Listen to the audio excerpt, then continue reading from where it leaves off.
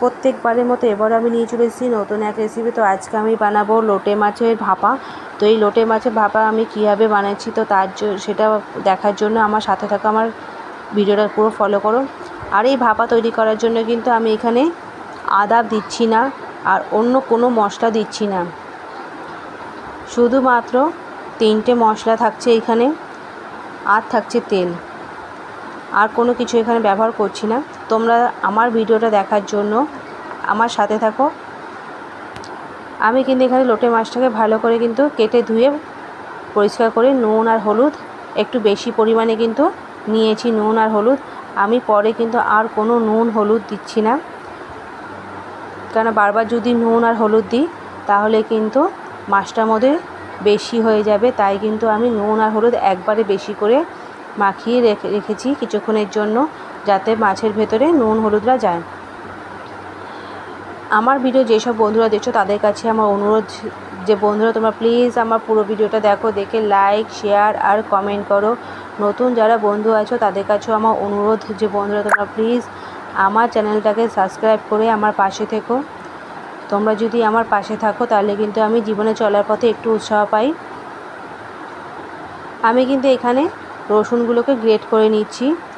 তোমাদের যেরকম বলেছিলাম আমি এখানে কিন্তু কোনো আদা দেব না, তাই কিন্তু এখানে কোনো আমি আদা দিচ্ছি না। তোমরা তো অনেক রকমভাবে করেছো, একবার এইভাবে করে দেখো এই রেসিপিটা, তোমাদের কিন্তু অবশ্যই ভালো লাগবে। আমার মা কিন্তু এইভাবে বানাতো, তাই কিন্তু আমি আজকে এইভাবে তোমাদের করে দেখাচ্ছি। এটা কিন্তু খুব সুন্দর এবং অসাধারণ লাগে। রসুনটা গ্রেট হয়ে গেছে, তারপর আমি এখানে করে নিচ্ছি পেঁয়াজও আমি গ্রেট করে নিচ্ছি। আমি রসুনের পরিমাণটা একটু বেশি দিয়েছি, আর পেঁয়াজটাও কিন্তু একটু বেশি দেব। পেঁয়াজটা গ্রেট হয়ে গেলে আমি এর মধ্যে দিয়ে দেব একটা টমেটো, একটু বড় সাইজের নেব।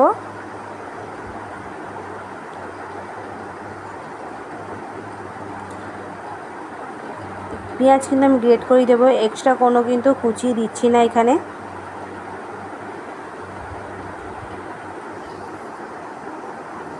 একটু বড় সাইজের টমেটো নিয়ে আমি গ্রেট করে দিচ্ছি, যাতে একটু টক লাগে, তাহলে কিন্তু খেতে ভালো লাগে। একটু টক যদি হয় তাহলে কিন্তু বেশ খেতে, মানে ভাতের সাথে বেশ মজাই লাগে খেতে।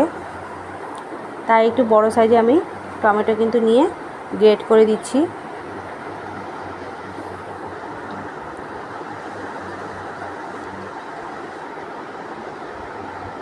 রসুন, টমেটো আর পেঁয়াজ 3টে যখন একসাথে গ্রেট হয়ে যাবে তখন কিন্তু আমি সব কিছু একসাথে মিশিয়ে দিয়ে দেব মাছের মধ্যে।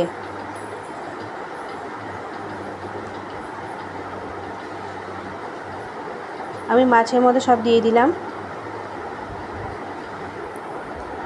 দিয়ে কিন্তু আমি ভালো করে মেখে নেব।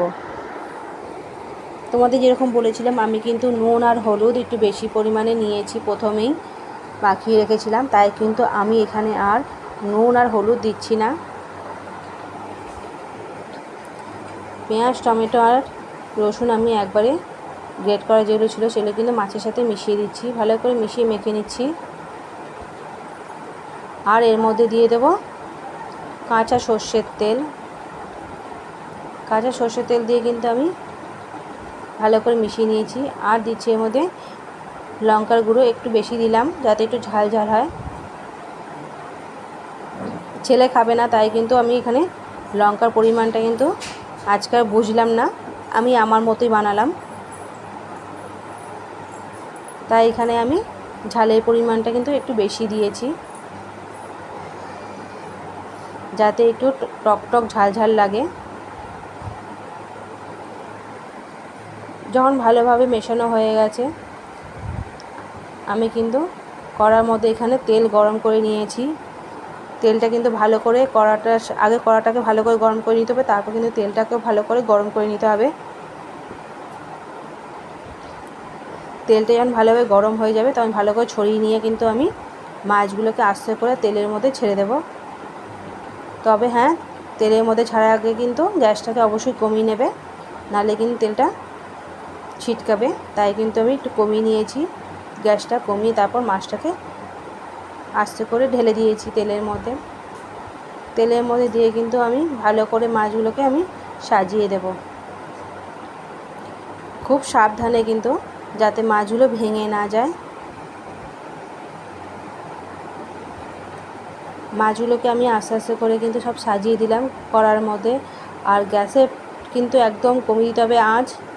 এখানে কিন্তু গ্যাসে আঁচ বাড়িয়ে দিলে হবে না, তাহলে মশলা কিন্তু সব পুড়ে যাবে, মাছগুলো সব লেগে যাবে।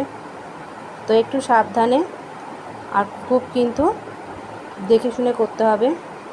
এখানে আমি গ্যাসটাকে কমিয়ে ঢাকা দিয়ে দিয়েছি।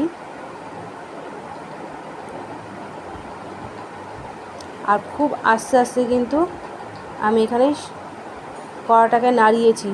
খুন্তি দিয়ে আমি কিন্তু কোনো নাড়া দেবো না, এইভাবে কিন্তু আমি কড়াটাকে একটু নাড়িয়ে নেব, যাতে মাছটা যাতে ভালোভাবে হয় আর নিচে যাতে লেগে না যায়। নিচে যাতে লেগে না যায় তার জন্য কিন্তু ঠিক এইভাবে কিন্তু কিছুক্ষণ পর পর কড়াটাকে নাড়িয়ে দিতে হবে, তাহলে কিন্তু খুব সুন্দর